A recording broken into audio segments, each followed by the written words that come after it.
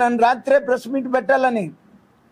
ఎందుకంటే రాత్రి అక్కడే 7 అవుతుంది.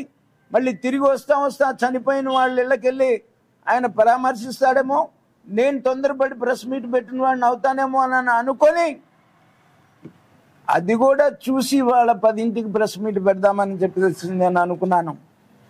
నీ వల్ల నీ యుద్ధానికి బయలుదేరినటువంటి నీ అరాచక ర్యాలీ వల్ల 2 ప్రాణాలని బలికొన్నావు.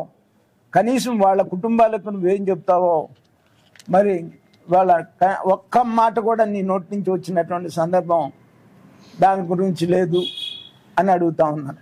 దానికి నువ్వేం చెప్తావు, వాళ్ళ కుటుంబాలకు ఏం చెప్తావు అని అడుగుతా ఉన్నాను. అలాగే నిన్న పాపం ఆయన ఒక ముసలి కన్నీళ్ళు కార్చారు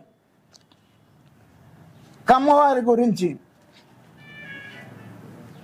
పాపం కొంతమంది కమ్మవారు తెలుగుదేశం పార్టీతో డిఫర్ అయి నిన్ను నమ్మి నీతో కలిసి ప్రయాణం చేద్దామని చెప్పేసి నీ దగ్గరికి వస్తే వాళ్ళని నువ్వు ఆ రోజున ఎలా వాడుకున్నావు? వాళ్ళందరి చేత కమ్మవాళ్ళని కమ్మవాళ్లతోనే తిట్టించాలి అనేటువంటి ఒక నీ పైశాచిక ఆనందం కోసం,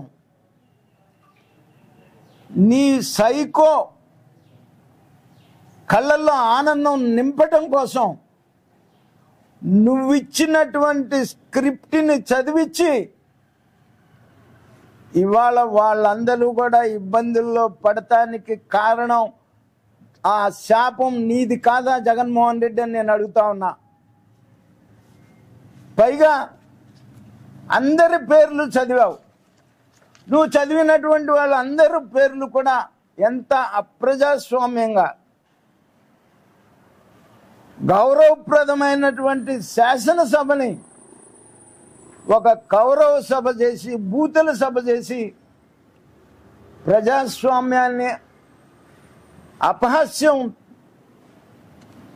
చేయించి సునకానందం, రాక్షసానందం పొందినటువంటి పరిస్థితి నీది. ఆ రోజున నువ్వు గుర్తు రాలేదా అని చెప్పేసి నేను అడుగుతా ఉన్నా. వాళ్ళ మీద